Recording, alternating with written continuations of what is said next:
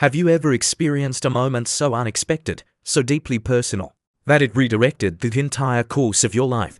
I never thought I would until last December, when a routine work trip was derailed by a brutal snowstorm and became the most defining night I've ever lived through. If you've ever been curious about what happens when professional walls crumble and genuine human connection takes over, stay with me. The ending is not what you'd expect. It all began quietly on a Friday afternoon. Snow drifted lazily past the conference room windows as I wrapped up my presentation. At the head of the table sat my boss, Gabriel Winters, his sharp grey eyes unreadable as ever. "Adequate work, Miss Parker," he said coolly as he collected his documents. Though I anticipated a deeper market breakdown. That was Gabriel, brilliant, demanding, and notoriously difficult to satisfy.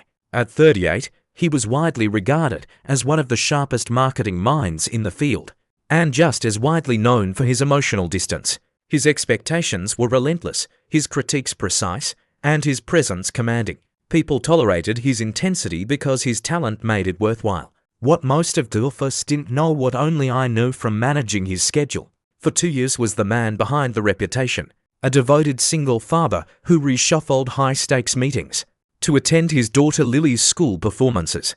A man who kept her drawings tucked away in a drawer he assumed no one ever opened. "The storm's getting worse," Marcus from accounting muttered, peering outside. "They're calling it the worst blizzard in decades." Gabriel glanced at his watch and frowned. "Then we leave now. Meeting's over." By the time we reached the hotel, the snowfall had turned ferocious. Roads were closed. Flights were cancelled. What was meant to be a short business retreat instantly became an unplanned confinement. "I'm very sorry," the hotel manager said apologetically. "We only have one room left." Gabriel stiffened. I pretended not to listen as she continued, explaining that the entire city was stranded. The choice was simple but uncomfortable. Share the last available suite or brave the storm in search of another hotel. "Miss Parker," Gabriel said tightly, "we seem to be out of options." That was how we ended up in room 718, a beautiful suite with mountain views, a sitting area, a small kitchenette, and a single king-sized bed. "You'll take the couch," he said immediately. "That makes no sense," I replied before I could stop myself. "You're over 6 feet tall." "I'm not. Logistically, I should be the one on the sofa." For the first time in 2 years, I had challenged him. Surprise flickered across his face. "I've slept in worse," he said, loosening his tie. 3 hours later, the power failed. The hotel distributed candles and blankets while the temperature plummeted.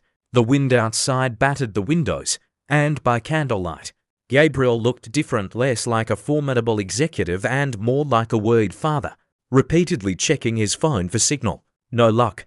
I asked. He shook his head. "Lily gets scared during storms.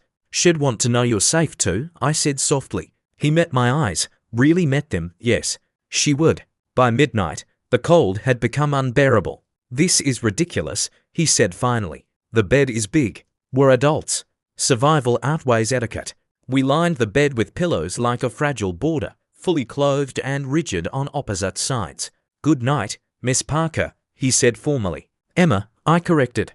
If we're sharing a bed during a blizzard, first names seem reasonable. After a pause, he replied quietly, "Good night, Emma." "I'm Gabriel."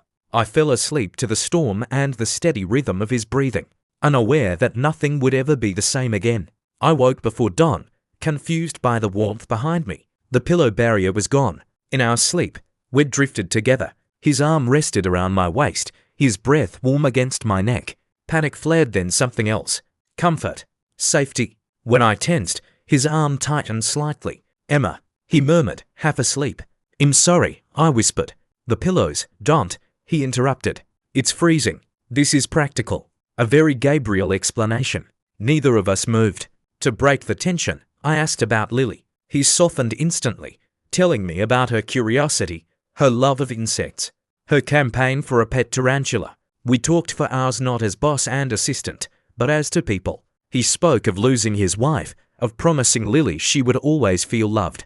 I shared my own struggles and my dream of starting a consultancy. "You should," he said. "You're talented. Yesterday's presentation was excellent." "Then why the criticism?" "Because I expect more from you," he admitted. "You're capable of brilliance." Later, He confessed that he'd noticed his feelings long ago, feelings had kept buried out of respect. By morning, the storm had passed. Reality returned with the light.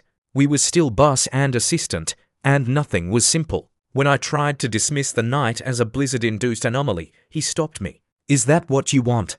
What I wanted was complicated. I wanted him, but not at the cost of my career. That's when he surprised me. What if you started your own firm? He suggested. It'll help not because of us, but because you deserve it. Weeks later, I resigned. 3 months after that, my business was thriving. Only then did he ask me to dinner. Our first official date was perfect and hollow.